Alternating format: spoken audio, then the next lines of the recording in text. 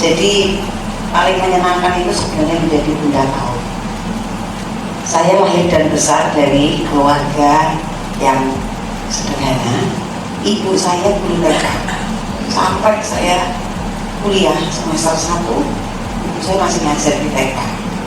Jadi PAUD itu bukan hal yang halu, karena ketika ibu saya mengajar di beberapa sekolah itu berarti alat peraganya itu nggak kayak sekarang kan, dulu itu buat sendiri. Jadi saya suka membantu membuat alat peraga untuk anak-anak TK. Suatu hari saya kepingin duduk bersama ibu-ibu ini membantu panjenengan untuk bagaimana caranya membuat anak-anak memahami sesuatu dengan cara yang menyenangkan. Tentu semua hal itu tidak ada gunanya kalau para gurunya, para bunda PAUD-nya tidak menyenangkan. Apa yang penting yang harus dipahami oleh anak-anak di usia PAUD itu adalah mereka mengerti kalau mereka itu sedang disiapkan dirinya untuk menjadi sesuatu yang hebat di masa depan. Apa yang mereka harus lakukan adalah menyiapkan diri dengan baik, mencari pengetahuan dengan lebih baik. Belum penting sebenarnya apa yang mereka inginkan untuk jadi apa, tapi setidaknya di usia itu, di usia PAUD itu dia tahu bahwa usiaku sudah segini dan aku harus mulai belajar.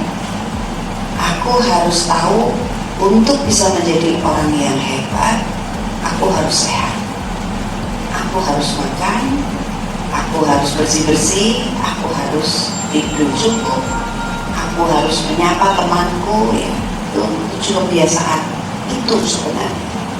Yang kedua, saya berpesan, ketika kita berbicara tentang hal yang tidak berkaitan dengan mereka, sebaiknya mereka tidak perlu mendengar.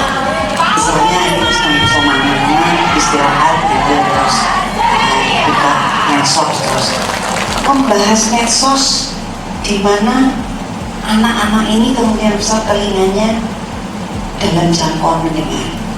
Itu sebaiknya tidak. Apapun anak-anak yang mendengarkan, walaupun dia tidak mengerti, itu tersimpan di dalam pikirannya. Kalau sudah demikian, suatu hari ketika ada pemicu, pikiran itu akan keluar.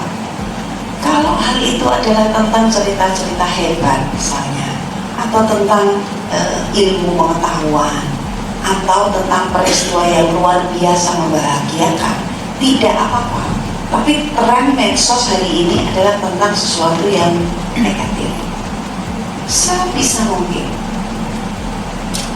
tidak berbicara dalam jangkauan anak-anak mendengar hal-hal yang semestinya tidak perlu didengar oleh anak-anak. Perilaku kita, karakter kita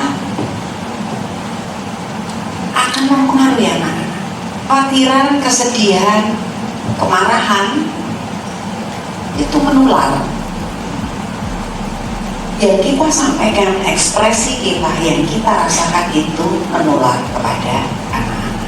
Jika kita memiliki komitmen supaya anak-anak ini tumbuh dengan baik, pikiran dan perasaan memorinya untuk masa depan hanya diisi untuk hal-hal yang berkaitan dengan perkembangan dirinya, maka mari kita mulai untuk itu.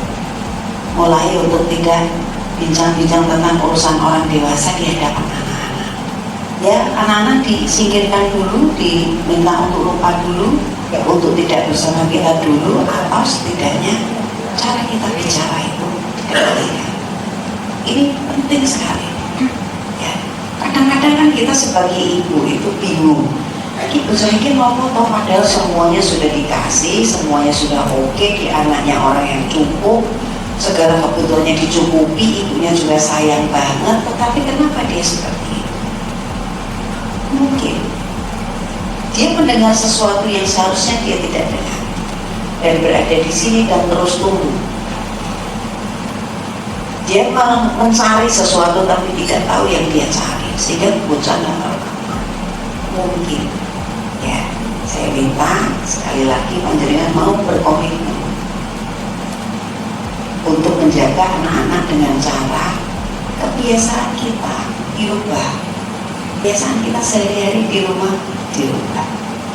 Kalau kita jengkel dengan teman sekerja misalnya, ya ditahan dulu, diam sebentar, nanti kalau anak sudah pada tidur, ya pasangan kita siapalah yang bisa jadi tempat kita curhat, baru kita ajak bicara. Dengan demikian kekhawatiran, kesedihan tidak perlu menular pada orang lain. Nah, kalau berhasil di posisi usia PAUD, wah, masyarakat kita akan jadi lebih baik. Panjenengan suka mau pergi ke pasar membeli duku, tak lupa beli bunga melati. Terima kasih Bunda PAUDku, tulus berbakti sepenuh hati.